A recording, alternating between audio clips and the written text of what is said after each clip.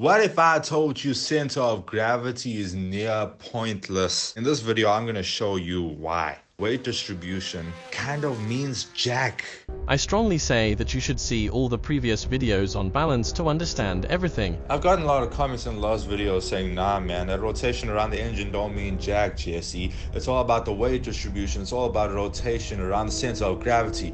The deeper you go, the more you realize I'm right. The same reason to drive to full potential, you're gonna drive a 911 fundamentally different from the way you drive a Ferrari. Yet they have a very similar, nearly identical weight distribution. See any professional driver drive these Porsche Cups or Rs, Ferrari GTEs and GT3s and all these things.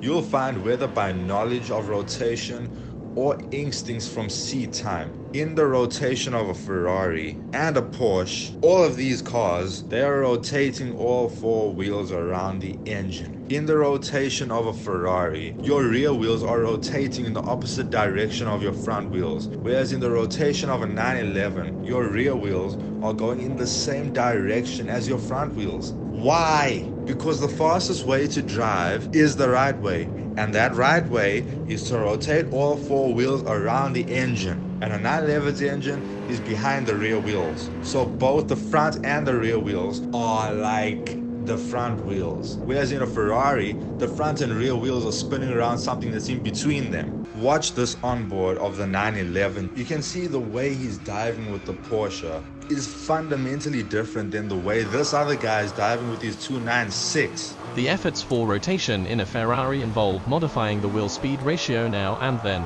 entering turns too fast on deceleration, letting the gearbox rotate the rear end around the engine. The truth is, the Ferrari is rotating around something within her wheelbase. This in a 911 would not just be useless but be dangerous, as you will be making the engine a liability of weight torque. All of her benefits pointless. Porsche takes a special finesse to drive, a driving of turning the wheel and letting the rear follow the front. We will get more into the deep details of this in another video of driver reviews, but you should be able to see the difference of driving just by trail braking and turn in timing and level. Remember in a video I did quite a while back when I talked about the brutally aggressively high lifted wheel speed ratio in a front mid-engine car, letting the wheels rotate around the engine by all aspects except for the drift rotation angle. This high wheel speed ratio makes turn-in easier and faster. It takes a big chunk of inertia off your front end, so you feel like you're driving a mid-engine car. It takes care of your front tires, everything. It's a very fast technique. The accelerating rear wheels are pushing against the decelerating front wheels, forcing the front end's inertia off it and grip onto it. Anything less than this, and congratulations, you are pulling your engine. Hello, understeer. You're welcome. Lewis Hamilton, Fernando Alonso, two of my favorite drivers of all time.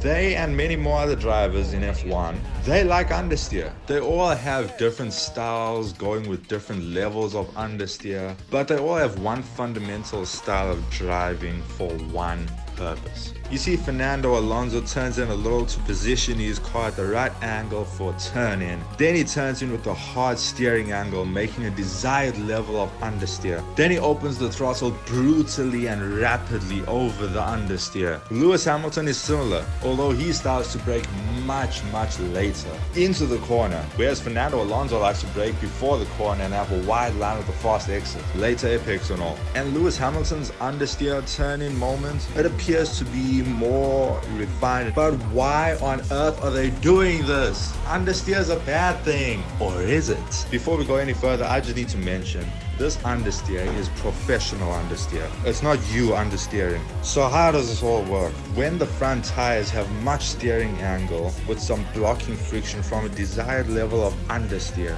it slows the front end down a little bit, hence the whole car. And then opening the throttle brutally but still with 100% rear tire grip. No need to drift, you're not drifting. By the open throttle over the understeer, they lift up the wheel speed ratio, speeding up the rear end. The accelerating rear wheels are pushing against the decelerating front wheels, forcing the front end's inertia off it and grip onto it. And once the front tires get grip enhanced by the open throttle, doing its magic of speed rotation, they can understeer the front end and very rapidly exit with more anger than a Druid of Wrath. This is understeer speed rotation.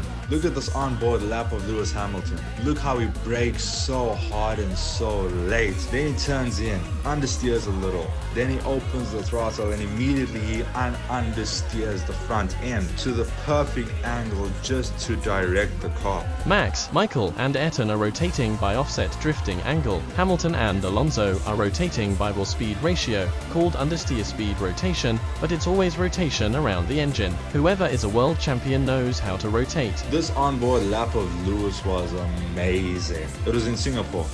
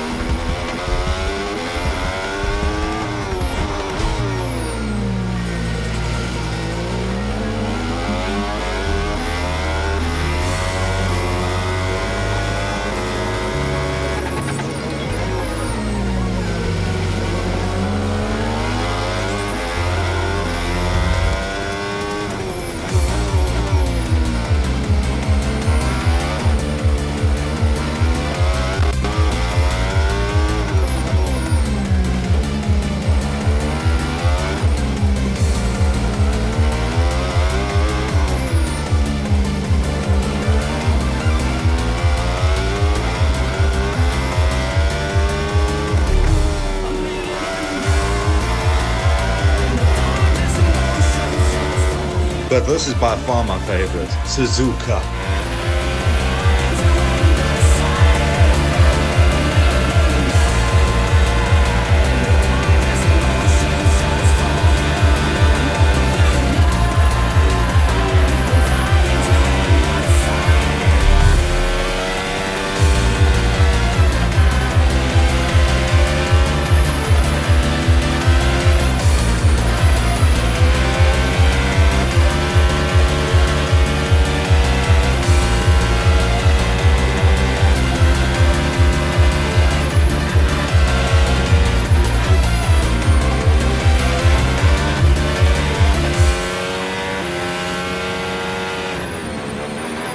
So myth busted.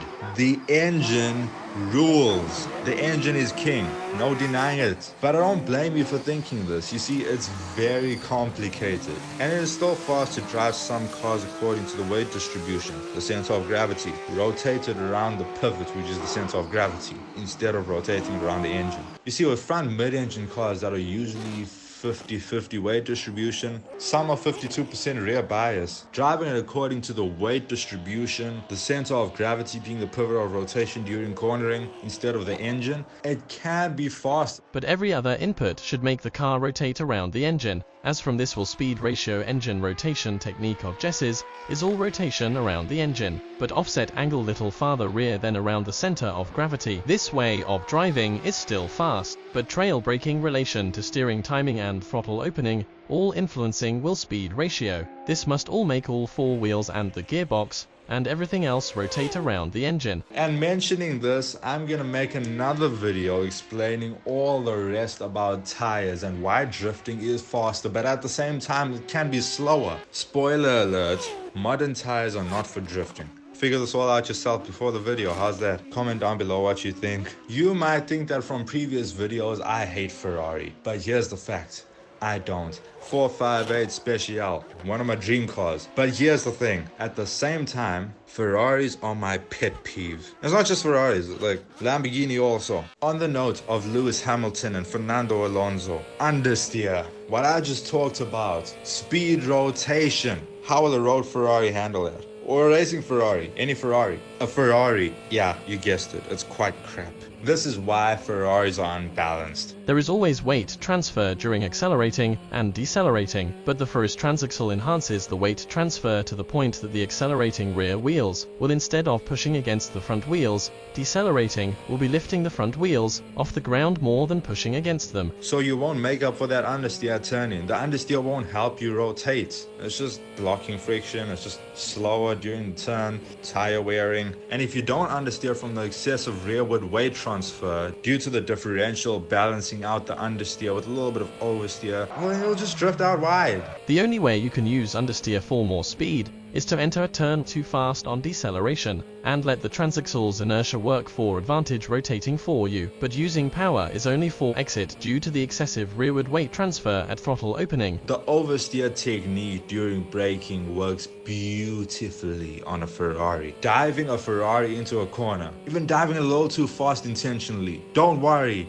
on deceleration it will sort it out for you. It's an amazing car, but just nowhere near my favorite cars. It's unbalanced. Yes, the 296 got a smaller gearbox that's closer to the differential, not so long like the 458s, so there'll be much less weight torque since it's much closer to the axle. Same with the Corvette C8 Z06 and the Koenigsegg Jesko. They are absolutely amazing cars, but you see, here's the thing, I'll still take my NSX, I'll still take my Formula 1 car. Perfect balance, baby. A perfectly balanced car has no weight interfering with the rhythm, but rather everything is synced and working in harmony like an F1. Also, the gearbox of a Lamborghini sitting in front of the engine, it produces weight torque, which produces understeer not by the driver's desire, but by a misplaced weightful part not working in harmony with the engine. It can't be used for rotation, but rather it just sits as a dead part. Same with the 718 gearbox. There is a reason F1 has the number 1 in it. It is the number 1 fastest and most balanced thing, with 4 wheels and an engine.